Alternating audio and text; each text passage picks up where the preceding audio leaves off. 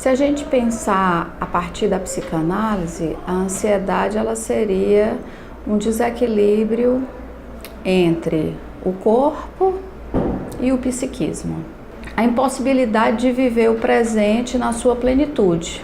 Porque quando a gente pensa em ansiedade, a gente pensa em alguém que está o tempo inteiro se preocupando com o futuro, né? Então essa pessoa ela deixa de estar atuante nesse momento presente e ela fica, digamos, preocupada, antecipando o futuro.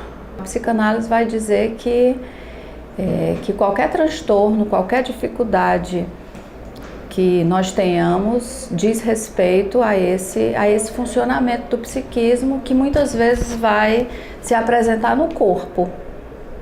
No caso da ansiedade, a gente percebe a questão do desequilíbrio físico, da respiração,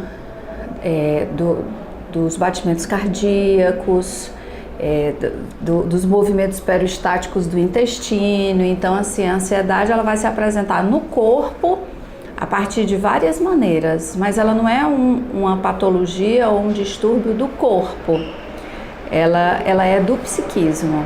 Nós sentimos ansiedade porque existe um desajuste, digamos assim, do funcionamento do nosso corpo. O diagnóstico de ansiedade parte do princípio que ansiedade é um medo. Aí ela tem algumas características, é uma ansiedade aguda, súbita, né? Que a pessoa sente uma falta de ar, transpira, ela acelera os batimentos cardíacos e às vezes ela não sabe nem por que é. Quando isso acontece muitas vezes que não sabe nem o que é, então isso caracteriza a síndrome do pânico, que a pessoa realmente precisa de tratamento, né? Mas existem vários graus de ansiedade que a pessoa pode administrar no dia a dia. E existe aquela ansiedade crônica, que pode ter várias causas, e essa também a pessoa precisa se tratar. A ansiedade é um medo que pode ter uma causa conhecida ou não. A ansiedade é uma coisa natural. Todos, de um modo geral, eles têm esse momento de você ter que se preocupar em se defender de alguma coisa. Isso gera uma ansiedade, né? São situações que fazem parte da natureza e que são necessárias para a sobrevivência. O que faz acontecer isso ser uma doença é quando você tem uma ansiedade e não tem um motivo, não tem uma causa aparente, você não tem que fugir agora de um leão, vamos dizer assim, né? Então aquilo é uma ansiedade que é patológica, você não tem um motivo justo ou não tem consciência de um motivo naquele momento para sentir aquela situação, né? Ela é desproporcional àquilo que você está passando naquele momento. Você tem ansiedade de fazer uma prova no dia seguinte e você fica sentindo taquicardia e todos esses sintomas, então algo precisa ser feito. Pode haver uma predisposição hereditária, genética, como todas as outras psicopatologias. Nós vivemos num momento histórico propício a nós desenvolvermos ansiedade, porque nós vivemos numa sociedade da velocidade, né? Então a gente está aqui pensando no que a gente vai fazer mais tarde, né? Pensando no que a gente vai fazer amanhã. Então a nossa vida ela é dirigida pelo relógio, pelo tempo. E fora a questão da velocidade, tem a questão da performance, porque a gente tem que entregar aquele resultado, a gente tem que fazer, a gente tem que performar, né? Como a gente diz, ou seja, então isso vai gerar uma ansiedade. Na homeopatia a gente não trata doença, a gente trata o doente, ou seja, a gente não foca na doença, a gente foca no indivíduo que tem aquela manifestação, né? Que a gente chama de doença. Hoje se está cada vez mais levando em consideração a importância de você individualizar o tratamento. E a homeopatia ela já é por natureza, desde quando ela nasceu, há mais de 200 anos atrás, ela é uma medicina da pessoa, do indivíduo. Então ela individualiza porque eu preciso conhecer você para saber qual é o seu tratamento. Tem cura? Depende do caso, depende da pessoa. Aquela pessoa que tem uma ansiedade leve, que eu consigo administrar facilmente a situação. Então, eu tenho que ver que grau de lesão, vamos dizer assim, já existe naquele indivíduo. A partir daquilo ali, a gente trabalha junto com o paciente tem que ser um parceiro, ele tem que se auto-observar para ajudar no tratamento. É muito importante que ele faça acompanhamento psicológico, né? Quando é um caso que está se tornando crônico. É importante que ele, se for necessário medicação, às vezes, alguns casos, num caso agudo, um pânico, você tem que resolver aquela situação. Então, se for necessário uma medicação convencional, alopática, faz. E o tratamento homeopático, ele vem para somar. Ele pode até ser um tratamento que vai resolver por si só aquela situação, pode. O importante é você ver o que é a necessidade daquele indivíduo naquele momento. Eu acredito que tenha cura, sim.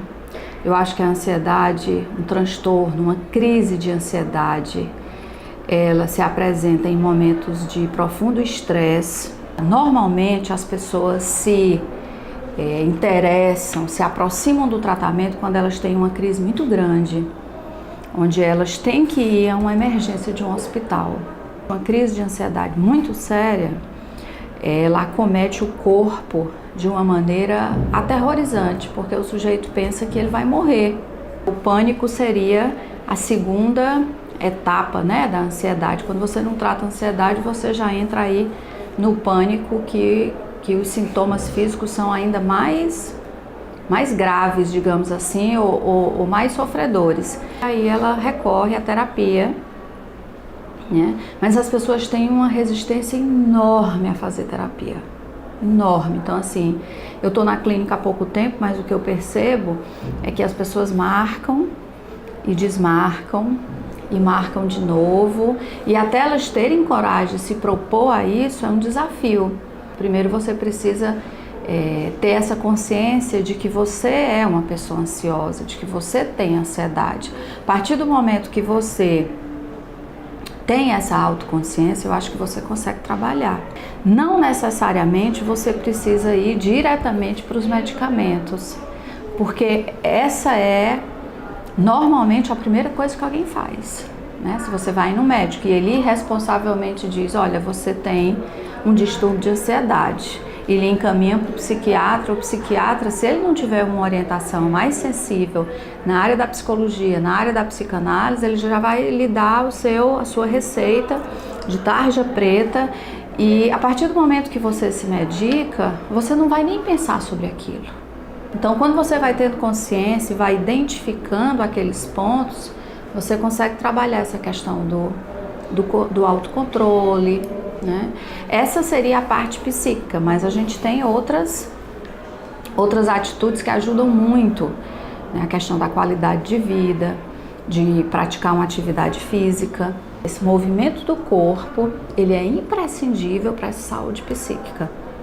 Então, quando a gente pensa em tratamento da ansiedade, a gente pensa em terapia, né? E pensa também em atividades relacionadas à atividade física.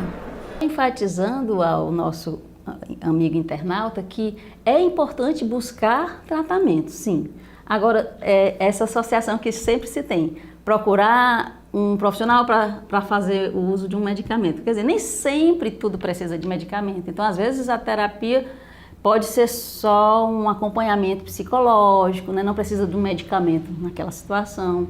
E às vezes até uma situação de vida que a pessoa está vivendo. Às vezes precisa resolver uma determinada situação que está acontecendo na vida daquela pessoa para poder ela sair daquela ansiedade. Não é uma situação só de dar uma substância e a pessoa vai, né? É uma situação de equilíbrio com o meio. Que isso, a medicina centrada na pessoa, que a homeopatia é uma medicina desse formato, visa. Você não pode ver só o indivíduo, você tem que ver o indivíduo no contexto social em que ele vive. Perguntaram para Freud uma vez o que era saúde para ele. E ele deu uma resposta muito ampla. Ele disse que saúde é quando uma pessoa consegue amar e trabalhar bem, né? Que são mais ou menos as duas coisas que a gente mais faz na vida, né? Nós nos relacionamos com outras pessoas afetivamente e nós temos uma ocupação, um laburo, né? Então, quando você percebe que a ansiedade, ela está lhe prejudicando, seja nas suas relações afetivas, seja nas suas relações profissionais, que basicamente são bem parecidas, você precisa procurar né, um socorro, digamos assim, um auxílio. Você precisa estar disposto a mergulhar em você mesmo, né? Você precisa estar disposto a lhe conhecer e a fazer esse exercício de autoconhecimento. Por que eu estou me sentindo ansiosa? Como é que eu cheguei até aqui? Né? E com certeza esse mergulho ele vai lhe levar não só na causa da ansiedade, mas ele vai lhe levar também em outras áreas aí do seu psiquismo muito mais profundas, e é uma viagem que vale a pena. Não é uma viagem muitas vezes gostosa, não é uma viagem agradável, prazerosa, né? Mas é uma viagem necessária. Muito interessante essa pergunta da Lívia. A ansiedade, ela pode oscilar com a depressão, né? Um momento a pessoa está ansiosa por fazer uma coisa, até uma coisa boa, por exemplo, ela está querendo ir para uma viagem, está muito ansiosa. Mas ela também pode, às vezes, estar ansiosa por uma situação de sofrimento e depois, quando ela perde a esperança de resolver aquele sofrimento, aí ela entra numa fase depressiva. E às vezes isso pode ser um distúrbio realmente que se chama de fase de mania e fase depressiva. É uma doença, né, específica, que é uma psicose maníaco-depressiva. Mas isso não aparece de uma vez só. Então, todo caso de ansiedade que oscila com depressão tem que ser observado. Precisa de uma atenção maior. Às vezes precisa realmente um acompanhamento do psiquiatra, do psicólogo e às vezes terapias também, outras que precisam ser feitas, precisa de ajuda essa pessoa. A depressão e a ansiedade, elas têm sintomas muito parecidos. Nós não conseguimos padronizar os sintomas da ansiedade e da depressão. Alguns sintomas da ansiedade presentes numa pessoa podem não estar presentes em outra, porque algumas pessoas associam a depressão à tristeza. E não, a depressão ela pode vir com sintomas de ansiedade. Já a própria cultura de um povo ela é capaz de diversificar esses sintomas ligados à ansiedade e à depressão. Porque o remédio ele faz você não sentir os sintomas desagradáveis da ansiedade, mas em compensação ele pode te fazer também não pensar sobre eles. A escola, como ela está inserida nesse contexto da velocidade, da performance, a gente vai ter dentro da escola uma pressão e uma exigência da escola e dos pais, né? Então, a gente precisa entender que essas crianças, que esses jovens, eles têm o seu próprio tempo, eles têm o seu próprio processo e que eu não posso colocar todo mundo, alinhar todo mundo naquele mesmo padrão. E eu acho que essa pressão e essa exigência de colocar todo mundo e querer fazer todo mundo do mesmo jeito, ela empobrece demais a gente, ela empobrece e ela adoece a gente. Gostou do que viu? Você pode acessar estas e outras opções de vídeos que estão aparecendo aqui do meu lado.